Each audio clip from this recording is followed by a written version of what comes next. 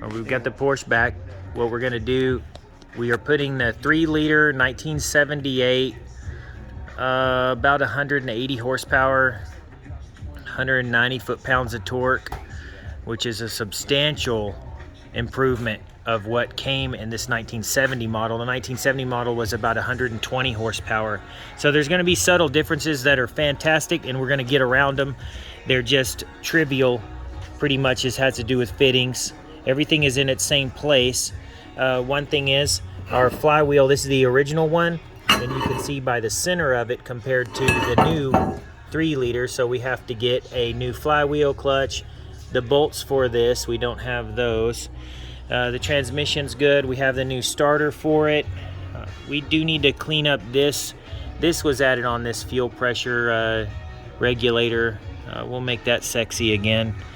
And then we have a fitting issue with our hoses.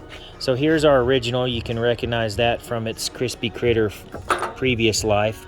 This engine came out of a car that was green, so you'll see a lot of green tint to things like the muffler, the valve covers, and this is all going to get cleaned up. I just want to pop this off and hear it talk to us and say, hey, we're all good, and get back in there. It came out of an air-conditioned car too, which is very exciting as far as fabrication and stuff.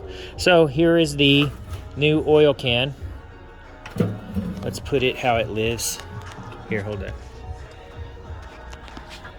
So this is how it's going to live in the car, inside the fender well.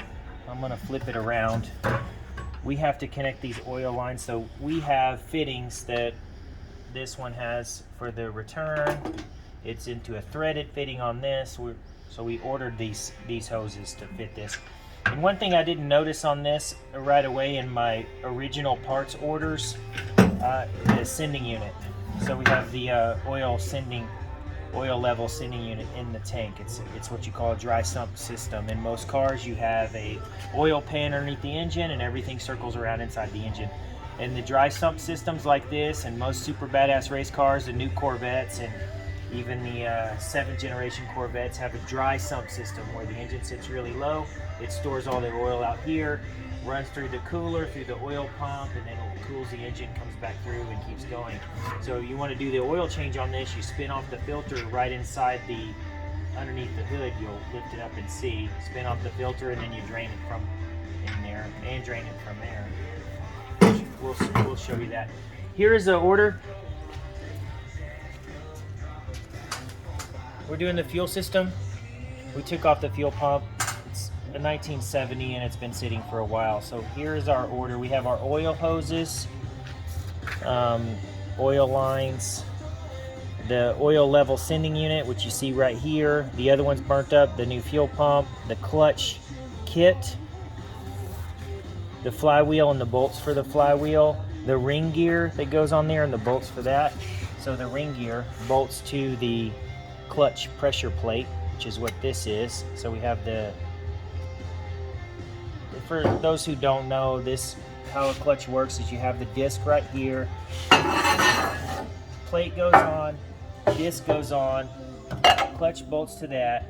Whenever you step on the pedal, it pushes this in, which these springs then lift the pressure off of the clutch pressure plate, which disengages the disc and it spins free. The transmission will stop while the engine keeps spinning. And then when you let go of it, like its position it is in now, it applies full spring pressure to the clutch disc, which engages the engine and transmission together. Let's look at the car. Here. So we already have the fuel tank in. So this is the new tank. We have the new sending unit in there. We still have some plumbing to do as far as the ventilation. We cleaned out the battery boxes. It's kind of dark, but these are where batteries go on each side. So you have 2 batteries, which I'll go over there and show the old ones. We still have to reposition the canisters and then the windshield washer. This has all been cleaned up and sprayed. We redid this, and there's the other battery box. So you have batteries that go one in the other, which is pretty nice. Substantial battery power. can't really see in this video, but this is nuts. I mean, this is all super clean. Well, here's a little detail so you can see how clean it is. And then I want to put LED lights. These are the hood lights, and then we need to get hood shocks. That way it holds up. You don't have this prop rod holding it. We took out the fuel lines, and then cleaned the whole fuel line system that goes all the way up to the front. And then Manny here made the new fuel line, so we took this out. It had some burned holes in it and stuff. It's really crazy to come through here and start finding things that were damaged from the fire, besides the obvious stuff. This fuel line is a solid line that comes up straight from here. You can see it, and it goes under and then out to here, and then comes right there. Right there, see it? We have to identify all the wires. Unfortunately, these early Porsches don't have the best wiring diagrams, and we're looking for resources to find it. I have a decent book, the Pro Demand wiring schematic. It's a little difficult to read, but this is every wire on the car, and that's pretty jumbled up. What else? Okay, the exhaust. Let's talk about the exhaust. This is the original exhaust, and it comes out right here. So whenever you're behind the car, you have a monster engine stuffed in there, but it'll look factory back here, which I'm kind of a fan of. And the exhaust, if you see this, they just took the same frame, the same case of the muffler, they cut this off and welded, and this is factory.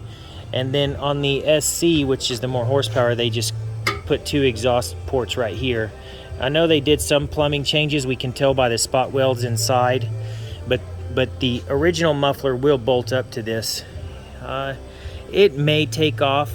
It'll be a little bit more restrictive, but not enough to even notice. We're talking probably 3 or 4 horsepower.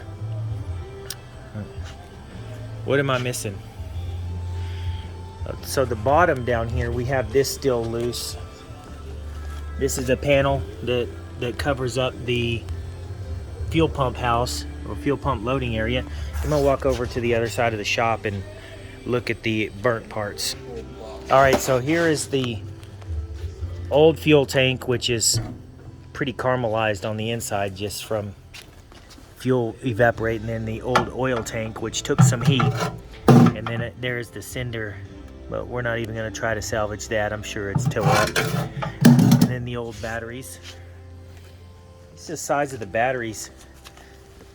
You know, what about, 8 inches by 7 inches each one.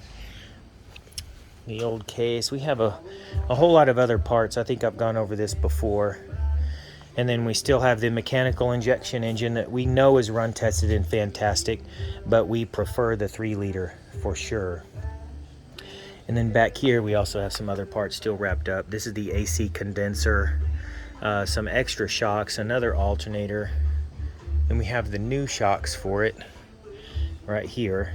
And then all these yellow totes, these are all parts from the original car, which are still a lot of value. So we have a lot of extra parts here. But getting back to this, next is we're waiting on, and I think they've shipped these parts. I ordered them a few days ago. Once the parts come in, we'll put the clutch on, put the bell housing, put it all back together, put the shift fork in there so the clutch will all work, and the main goal is to just run test it right here on the bench as it sits. We are gonna weld to this table. This is made for this. We're gonna mock this right here, and then connect all the hoses, put a battery switch power on it, run power to the coil, and just crank it up, right? Make sure everything's right, and then pretty sure it will be.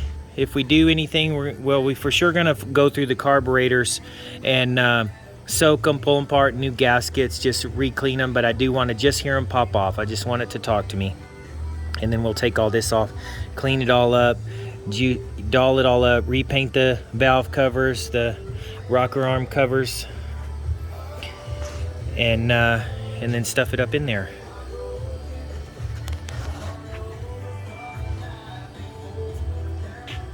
Well, let's look inside just to refresh. There is gonna be some details to do here. I have some touch-up paint for where the doors were taken off. This whole car was taken off, taken apart, and painted. All these pieces were painted, taken apart. The inside of the door is painted just like this. Let's get an idea of the miles. We have 122,000.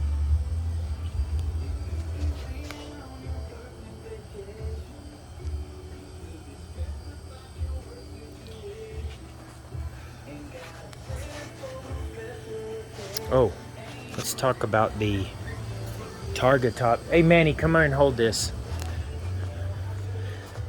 The target top condition. Here. So if you're not familiar with how these work, you're supposed to just unhook it, and both of these are supposed to move, but they're not. See, if I push this down, I can feel it. But there's a linkage that's missing between this. They're supposed to pull both of them. What happens is on these target tops is really neat. They have these clips right here, and if it's all in a fluid condition where it should work properly, you move this, so all this unlatches, and these actually collapse inside. This folds in. You see this hinge, but it is stuck. I did try to move it a little bit, but I don't want to cripple it where I can't put it on the car while we rebuild it. This part is broke. If you see how it sandwiches right here, if you can get onto that. It sandwiches, has the pin that goes in there, but if you go over to the other side, you can see this has come off. It goes underneath here. And this is supposed to go under there like that. Well, I'm not gonna try to force it in there. But this collapses, and then like an accordion, this folds in, and then this turns into a pretty nice piece. I'm gonna do some research and see if I can't find these hinges. A lot of these hinges they're mechanical, so we can sandblast them and get them back to life, and then pull off these covers and get in here and figure out what's missing. We are missing a rod for this, so you have two. See that? So there are two that slip on it. But we have the pins. So that's gonna need some loving. But I mean, this car, you want that on for the AC, but I don't think we're worried about driving it in the rain. All right, we'll update it. We'll send another video later.